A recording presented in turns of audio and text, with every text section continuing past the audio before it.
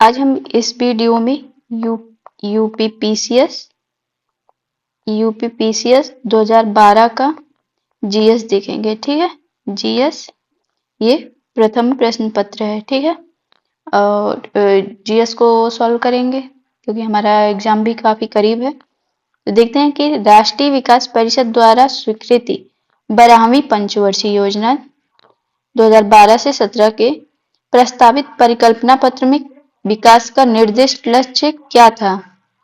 तो इसका लक्ष्य क्या था? 7%, 8%, 9%, 10%। राइट आंसर क्या हो जाएगा? राइट आंसर ऑप्शन सी हो जाएगा, 7% था।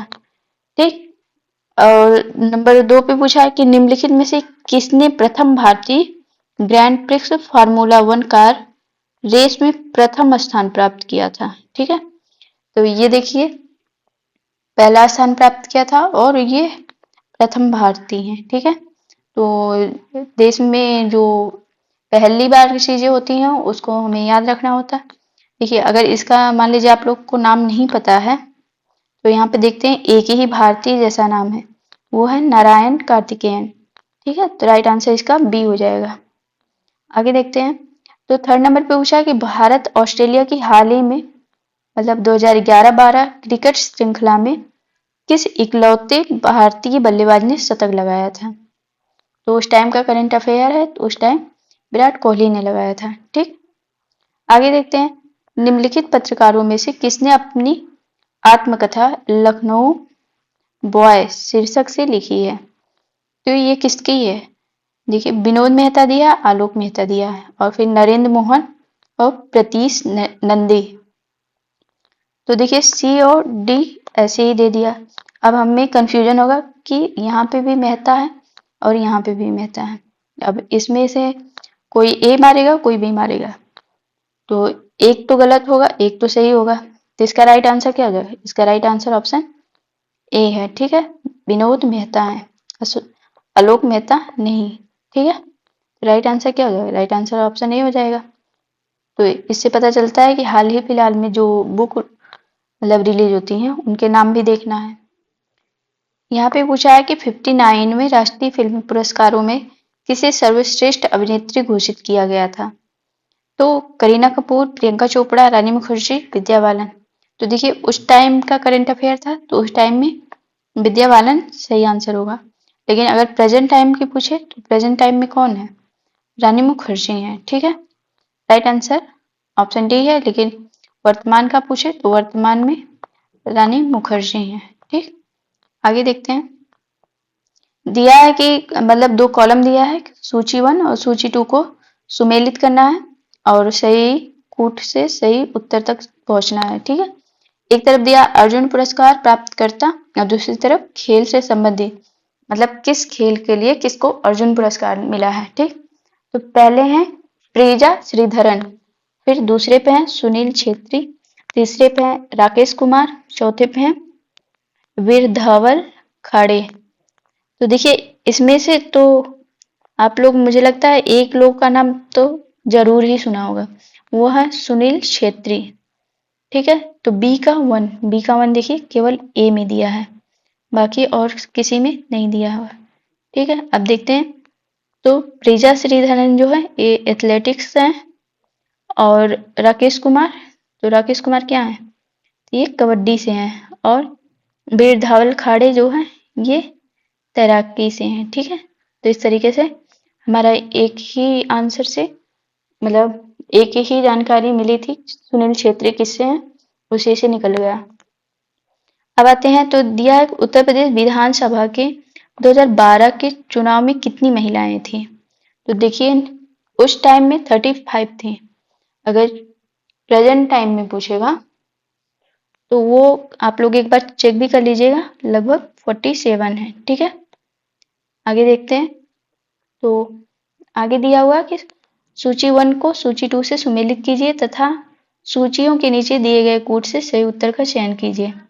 एक तरफ हड़प्पा स्थल है और दूसरी तरफ उसकी स्थिति है, कौन सा कहाँ है। तो देखिए यहाँ पे राखीगढ़ी कहाँ आती है? ये हरियाणा में पड़ता है। ठीक है, तो डी का 2 देखिए केवल एक में दिया ऑप्शन सी में, ठीक है। तो यहाँ पे भी नहीं, यहाँ पे भी नहीं है। अब मिला लेते हैं। तो मांडा जो है ये जम्मू कश्मीर में पड़ता है, ठीक, ए का 3। और दैमाबाद, दैमाबाद महाराष्ट्र में पड़ता है। और कालीबंगा तो राजस्थान में, कालीबंगा से ही खेत के जोते हुए मतलब साक्ष्य मिलते हैं, ठीक है। तो राइट आंसर क्या हो जाएगा? राइट आंसर ऑप्शन ए हो जाएगा। आगे देखते हैं। तो यहाँ पे भी देखिए मिलान करने के लिए दिया है, 2 कॉलम है, एक है सूची 1 और सूची 2। अब इसको भी कूट के द्वारा सही उत्तर का चयन कीजिए। तो एक तरफ वैदिक नदियों के नाम दिया हुआ और दूसरी तरफ आधुनिक, मतलब पहले उनका नाम वैदिक काल में कुछ और रहा होगा, आधुनिक काल में उसको कुछ और बुलाया जाता है। तो देखिए ये शतुद्री जो है ना, ये लोग आप लोग आसानी से याद कर सकते हैं। शतुद्री सा से शुरू हो रहा और देखिए सतलज भी सा से शुरू हो रहा, तो शतुद्री का सतलज हो जाएगा, ठीक है। अगर डी का 4 देखते हैं तो ऑप्शन बी में है, ठीक है। और सदा नीरा, सदा नीरा का मतलब जैसे हमेशा पानी रहता है उसमें, तो ये गंडक को कहते हैं, ठीक। सी का 1। और परुषड़ी, परुषड़ी किसे कहते हैं? तो परुषड़ी जो है रावी को कहते हैं और कुंभा काबुल को कहते हैं, ठीक है। ये ऐसा नहीं है कि पहली बार आया है, मतलब अलग अलग एग्जामों में किसी में शतुद्री पूछ दिया है कि किसका नाम है, किसी में कुंभा पूछा है, तो इस तरीके से पूछा है। यहाँ पे तो आप लोग को 4 नदियों का नाम दे रखा है, तो इसमें से एक भी अगर पता रहेगा आप लोग सही आंसर तक पहुंच जाएंगे। 10वें नंबर पे दिया कि निम्नलिखित में से कौन सा बौद्ध पवित्र स्थल निरंजना नदी पर स्थित है? तो देखिए ये बौद्ध से तो जरूर ही आता है, अभी हाल ही फिलहाल में टेट का एग्जाम हुआ था उसमें भी पूछा था, ठीक है। तो इसका राइट आंसर क्या हो जाएगा? इसका राइट आंसर ऑप्शन ए हो जाएगा, ठीक है। बोध गया, गया कहाँ है? तो ये है बिहार में, ठीक है, बिहार में। आगे देखते हैं। तो 11वें नंबर पे दिया है कि निम्नलिखित में से किसको वर्ष 2012 में पद्म विभूषण से सम्मानित किया गया है? तो उस टाइम में जो है केजी सुब्रमण्यम को किया गया था, ठीक है। और प्रेजेंट टाइम का आप लोग देखेंगे कि कितने लोगों को मिला है और किस क्षेत्र के लिए मिला है। मान लीजिए इसमें ज्यादा लोगों को नहीं मिलता है, तो इसको याद करना उतना मुश्किल नहीं है, ठीक है। तो आप लोग याद करेंगे क्योंकि ये आरओ में भी पूछा है और पेट में भी पूछा था, ठीक। आगे देखते हैं। तो 12वें नंबर पूछा है निम्नलिखित में से कौन सा संगम पत्तन जो पश्चिमी तट पर स्थित थे? तो कोरकई, पुहार, टोंडी या मुसीरी। तो देखिए इसका जो है राइट आंसर क्या हो जाएगा? इसका राइट आंसर ऑप्शन बी है और 4 है, ठीक है।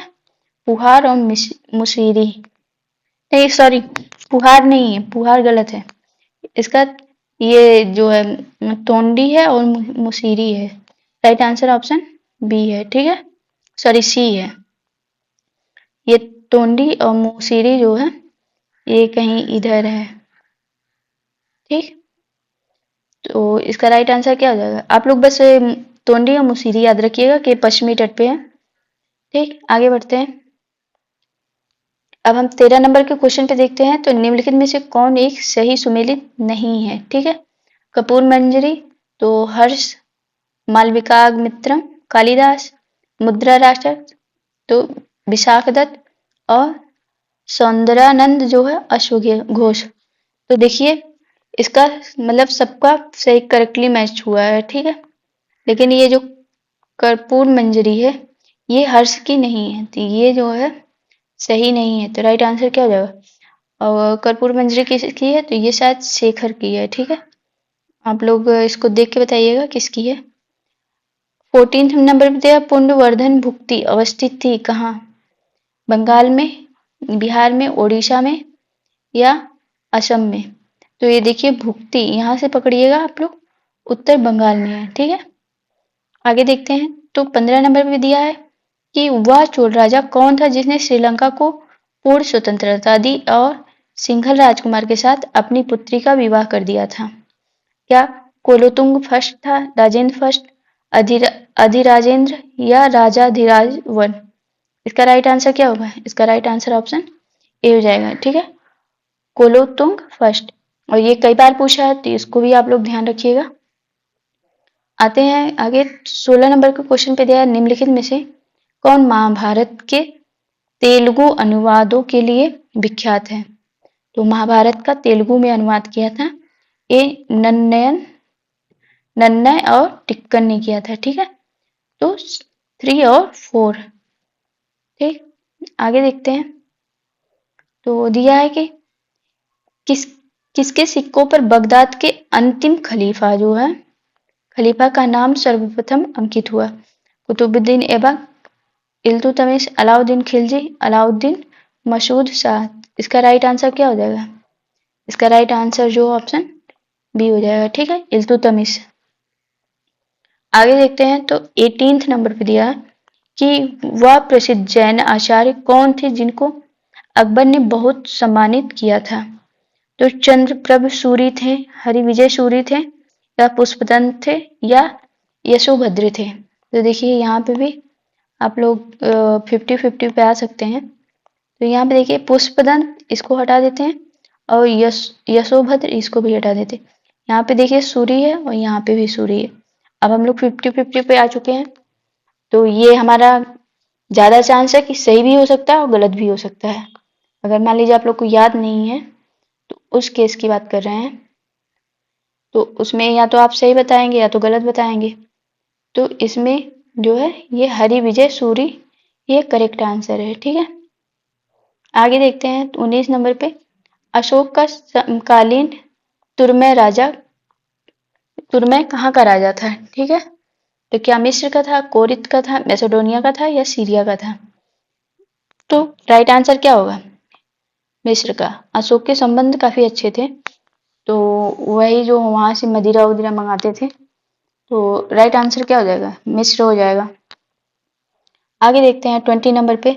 लंदन में ब्रिटिश ईस्ट इंडिया कंपनी के गठन के समय भारत का जो है बादशाह कौन था? जब ब्रिटिश ईस्ट इंडिया कंपनी बन रही थी तो उस समय भारत का बादशाह कौन था? तो ये अकबर था। ठीक है, आगे देखते हैं।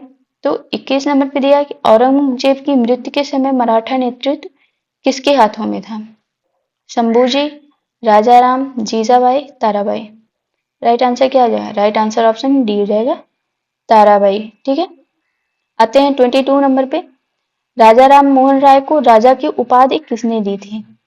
लॉर्ड विलियम बेंटिंग ने, अकबर सेकंड ने, ब्रह्म समाज के अनुयायियों ने, सती प्रथा का विरोध करने वाले बुद्धिजीवियों ने?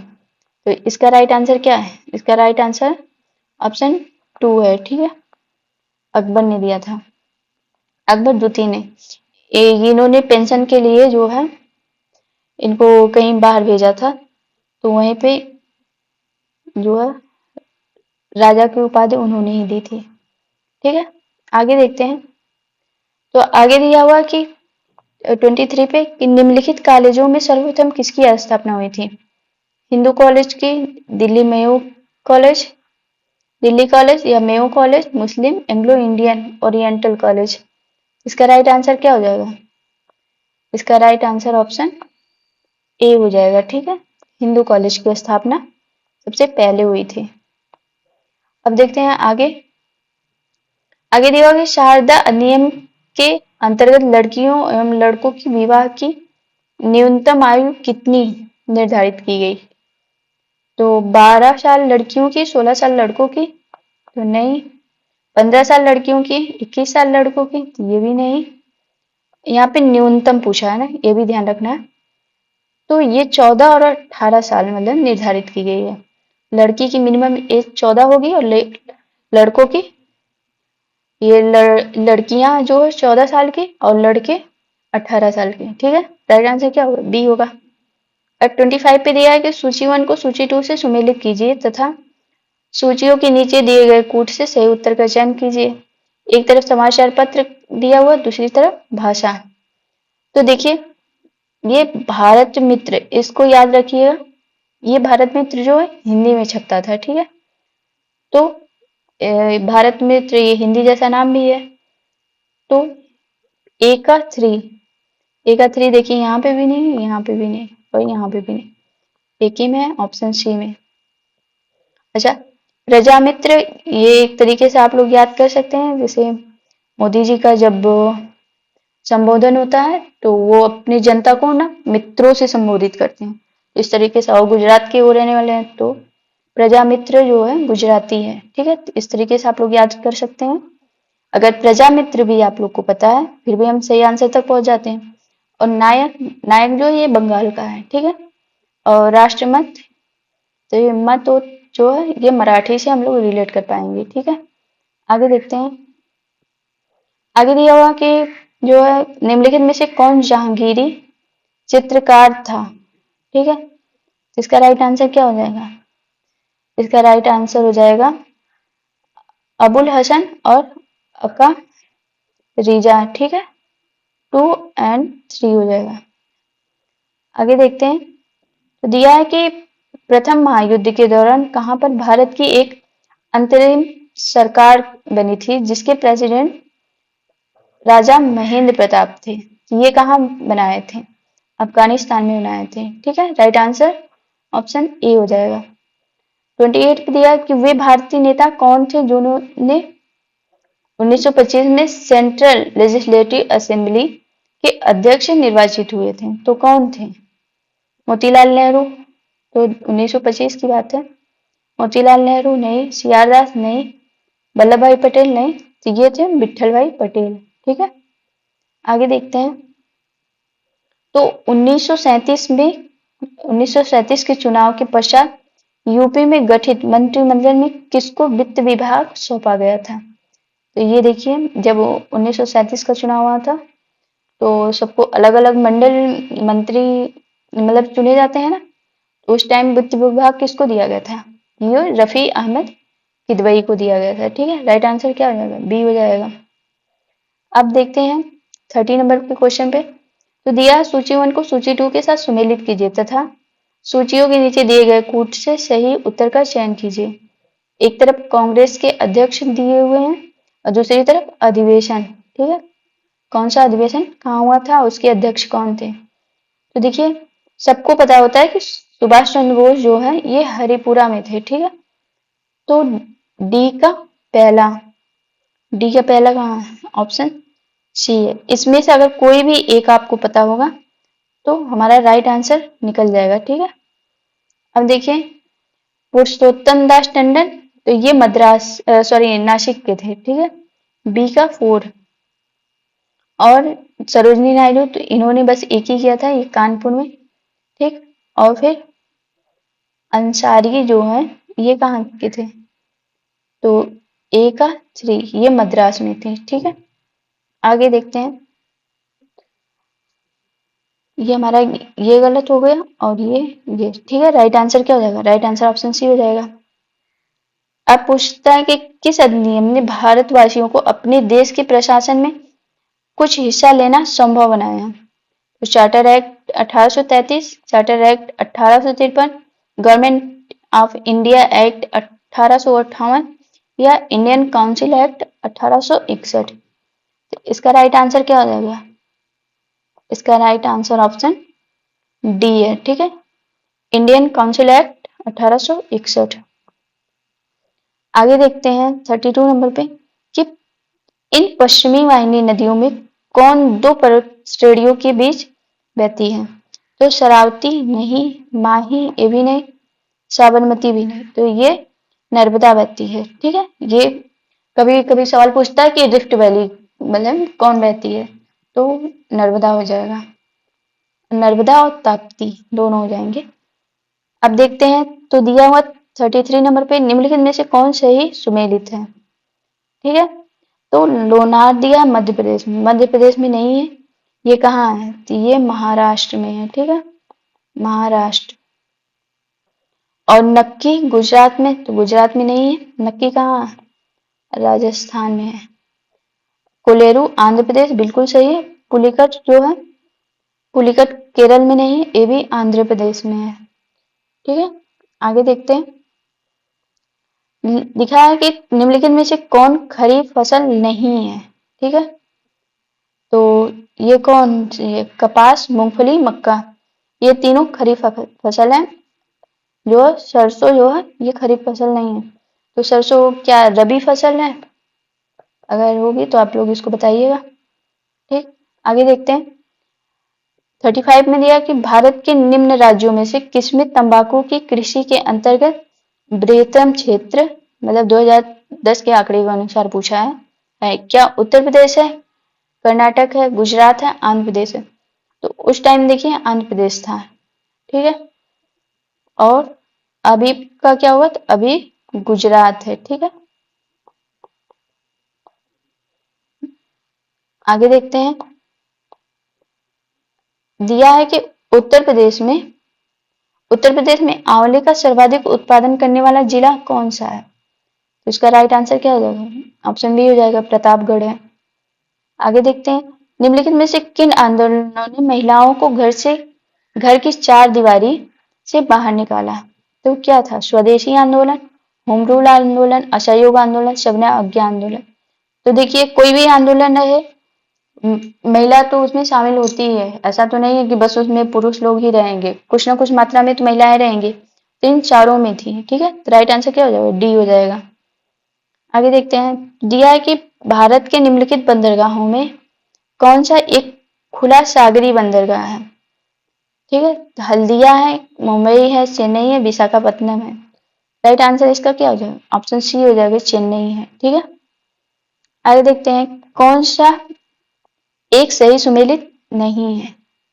ठीक, तो नांगलबाद सतलज नदी पे सही है, सरदार सरोवर तो ये नर्मदा पे, ये भी सही है, नागार्जुन सागर ये गोदावरी पे ना होके कहाँ पे है, ये क्या कृष्णा पे है, कृष्णा नदी पे।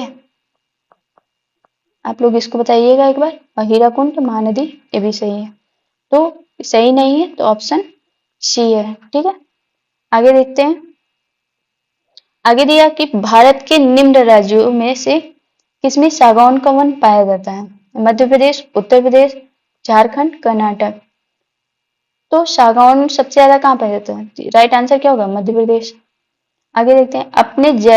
अपने प्रदूषकों के कारण निम्न में से कौन सी नदी जैविक मरुस्थल कहलाती है। ठीक है, यमुना है, पेरियार है, दामोदर है, महानदी है। राइट आंसर क्या हो जाएगा, राइट आंसर ऑप्शन बी हो जाएगा। आप लोग बताइएगा कि यमुना को क्या बोलते हैं। ठीक है, आगे देखते हैं। 42 पे, भारत के अधिकांश प्राकृतिक गैस जो है इसका उत्पादन कहाँ होता है, किया जाता है। आंध्र प्रदेश के तट से, गुजरात के तट से, तमिलनाडु के तट से, या बॉम्बे हाई से।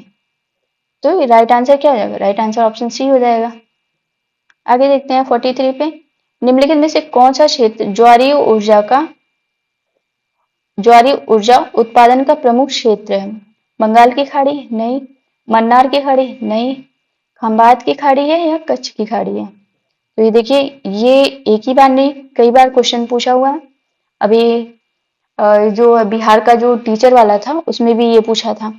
तो राइट आंसर क्या हो जाएगा इसका, ऑप्शन सी हो जाएगा, खंबात की खाड़ी। ठीक है, आगे देखते हैं। तो दिया है कि सूची 1 को सूची 2 के साथ सम्मिलित कीजिए तथा सही कूट का प्रयोग करके उत्तर का चयन करना है। ठीक है, एक तरफ खनन क्षेत्र है, दूसरी तरफ क्या है, तो उसके स्थान है। ठीक है, तो गुरु महिषिनी, तालचर, जादूगुड़ा और जवाहर। ठीक है, तो देखिए तलचर कहाँ है, तलचर जो है ये मुझे लगता है उड़ीसा में है और कोयले के लिए प्रसिद्ध है। ठीक है, बी का 4 देखिए यहाँ पे भी है और यहाँ पे भी है। अब आते हैं जादूगुड़ा। जादूगुड़ा कहाँ है, ये शायद झारखंड में होगा।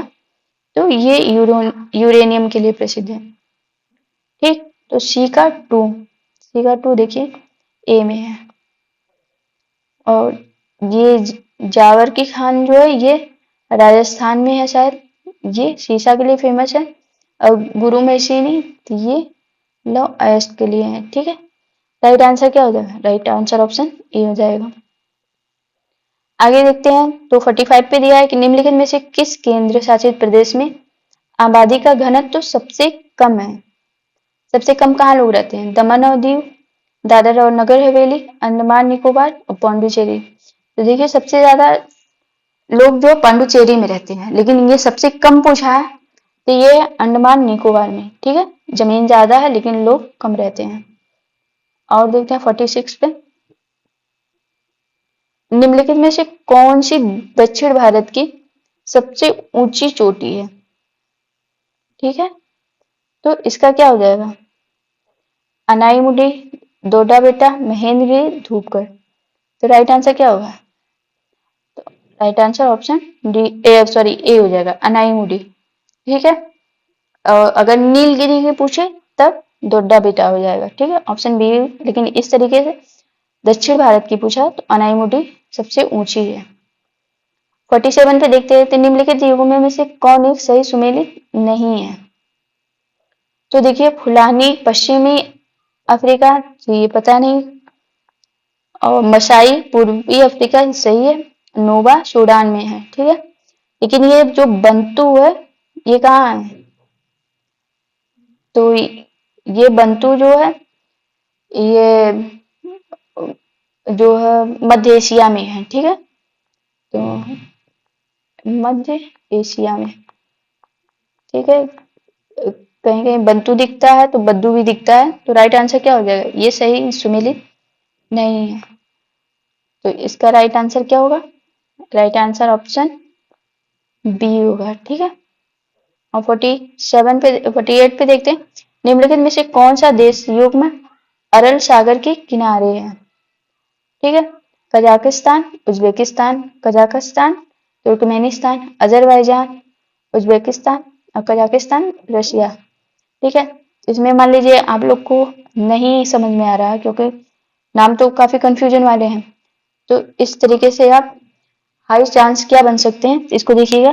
देखिए, यहाँ पे कजाकिस्तान, यहाँ पे और यहाँ पे 3 बार दिया है, तो इसका मतलब एक कजाकिस्तान होगा। ठीक है, तो ये हमारा खत्म हो गया और ये हमारा खत्म हो गया। ठीक है, कजाकिस्तान के हिसाब से लिया है मैंने। अब देखिए, इधर देखिए तो 2 ठो है, जैसे एक उज्बेकिस्तान और एक ये उज्बेकिस्तान। ठीक है, अगर हम यहाँ से उज्बेकिस्तान लेते हैं, इधर इधर भी हमें कजाकिस्तान वाला देखिए 3 जगह दिख रहा है, 1 2 3। इसका मतलब कजाकिस्तान तो जरूर ही होगा। अब उज्बेकिस्तान में या तो हम ये वाला लें या तो ये वाला लें। तो देखिए, इधर से हम एक उज्बेकिस्तान ले लेते हैं, इधर से एक कजाकिस्तान। तो इस हिसाब से हमारा, मान लीजिए अगर नहीं याद है तब की बात बोल रही हूँ, अगर याद है तो फिर आप लोग सीधे आंसर पे जाएंगे। ठीक है, इसका आंसर क्या हो जाएगा? इसका आंसर ऑप्शन ए हो जाएगा। ठीक है, कजाकिस्तान और उज्बेकिस्तान जो है अरल सागर के किनारे है। आगे देखते हैं, तो दिया ही निम्नलिखित में से किस सागर में सैलिनिटी मतलब लवणता सबसे अधिक है? कैस्पियन सी, भूमध्य सागर, लाल सागर या मृत सागर। तो राइट आंसर क्या हो जाएगा? राइट आंसर ऑप्शन डी हो जाएगा। आप लोगों ने इमेज में भी देखा होगा कि इसमें सब सो के लेट के जो है न्यूज़पेपर पढ़ते हैं, डेड सी। आगे देखते हैं, 50 नंबर पे क्या दिया है? निम्नलिखित में से कौन सा देश हीरा का सबसे बड़ा उत्पादक है? ठीक है, तो सबसे ज्यादा हीरे का उत्पादन कौन करता है? ऑस्ट्रेलिया नहीं, वेनेजुएला नहीं, बोत्सवाना नहीं, तो सबसे ज्यादा रशिया करता है। ठीक है, आप लोग हीरा, कोयला और तांबा ये सब मतलब देख के ही चलिएगा, क्योंकि इसमें ही पूछता है, बॉक्साइट भी पूछता है, आयरन ओर भी पूछता है। ठीक, आगे देखते हैं 51 पे, तो संयुक्त राज्य अमेरिका के दक्षिण कैलिफोर्निया में स्थित जो मृत घाटी है, डेथ वैली है, निम्नलिखित में से किसका उदाहरण है? अपनतीय घाटी का, अभिनतीय घाटी का, पूर्ववर्ती घाटी का या रिफ्ट घाटी का। राइट आंसर ऑप्शन डी हो जाएगा। ठीक है, तो रिफ्ट वैली का उदाहरण है। आगे देखते हैं 52 पे, निम्नलिखित में से कौन सा देश भारत में मैग्नीज का सर्वाधिक उत्पादन करता है? तो देखिए, एक उत्पादन से पूछता है, एक भंडारण से पूछता है, लेकिन ज्यादातर ध्यान रखिएगा कि उत्पादन से पूछता है। तो मैग्नीज का ये मध्य प्रदेश दिया है, लेकिन उड़ीसा होगा। ठीक है, आगे देखते हैं 53 पे, तो निम्नलिखित में से कहाँ विश्व का सबसे बड़ा प्रमाणित तेल भंडार स्थित है? वेनेजुएला, सऊदी अरब, ईरान, इराक। तो देखिए, यहाँ पे देखिए स्टोर की बात पूछ लिया है कि मतलब कहाँ पे सबसे ज्यादा भंडार है इसका, तो ये वेनेजुएला में है। ठीक है, राइट आंसर क्या हो जाएगा? राइट आंसर ऑप्शन ए हो जाएगा। आगे देखते हैं 53 पे। तो मूंगफली निम्नलिखित में से कहाँ की प्रमुख फसल है? ठीक है, जॉर्जिया की है, गैम्बिया की है, घाना की है, ग्वाटेमाला की है। इसका राइट आंसर क्या होगा? तो देखिए, प्रमुख फसल के रूप में तो गाम्बिया ही है, ठीक है, लेकिन कहीं कहीं पे घाना भी सही माना गया है।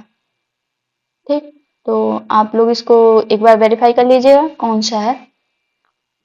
लेकिन जब एग्जाम में पूछा था तो उस टाइम गाम्बिया ही था। ठीक है, आगे देखते हैं। अच्छा, भारत में का मूंगफली का सबसे बड़ा उत्पादक राज्य कौन सा है? तो गुजरात है। ठीक है, इसको आप लोग चेक करके बताइएगा ये सही है कि नहीं। ठीक, आगे देखते हैं, आगे क्या क्वेश्चन कर रहा है। 55 पे दिया, क्षेत्रफल की दृष्टि से निम्न देशों को सही आरोही क्रम में जो है बताना है।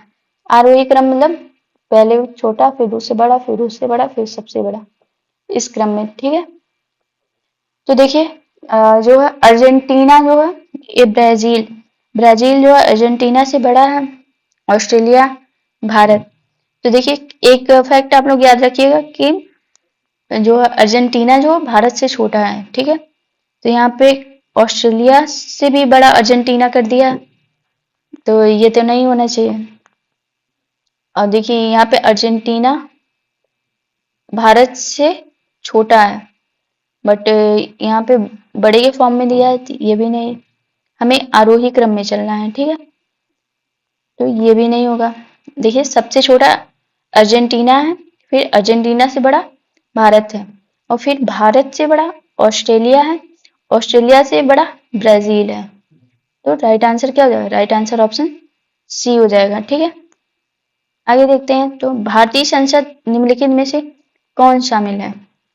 तो संसद में कौन शामिल होते हैं? लोकसभा एवं राज्यसभा, लोकसभा, राज्यसभा एवं प्रधानमंत्री। तो प्रधानमंत्री नहीं होते हैं। लोकसभा के अध्यक्ष एवं लोकसभा तो नहीं। राष्ट्रपति एवं दोनों सदन। तो राइट आंसर क्या हो जाएगा? ये डी सही है। अगर यहीं पे राष्ट्रपति भी दिया रहता तो हमारा ए भी सही रहता है। ठीक है, दोनों सदन मतलब लोकसभा और राज्यसभा की बात कर रहा है। इस हिसाब से हमारा ऑप्शन डी सही है।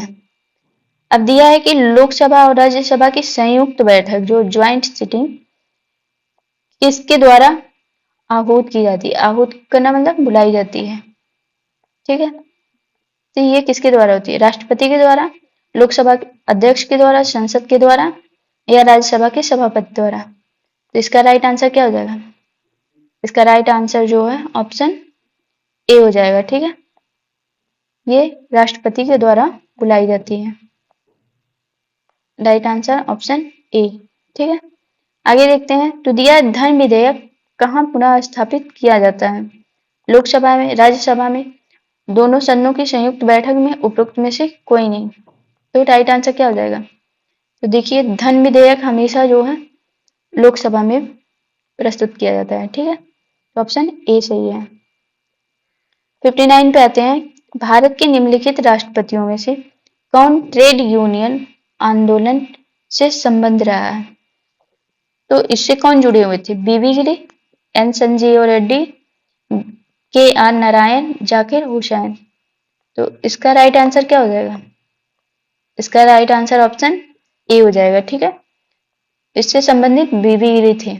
नीलम संजीव रेड्डी कौन थे? ये निर्विरोध चुने गए राष्ट्रपति थे। ठीक है, आगे देखते हैं 60 नंबर पे। 60 नंबर पे दिया है कि निम्नलिखित में से कौन शीतोष्ण टेम्परेट ग्रासलैंड है? नहीं है। ठीक है, तो पंपाज ये तो टेम्परेट में आएगा, बेल्ट भी टेम्परेट में आएगा, डाउन्स भी आएगा, लेकिन ये जो सवाना है ये टेम्परेट वाले में नहीं रहेगा, शीतोष्ण में नहीं है। तो राइट आंसर क्या हो जाएगा? राइट आंसर ऑप्शन डी हो जाएगा।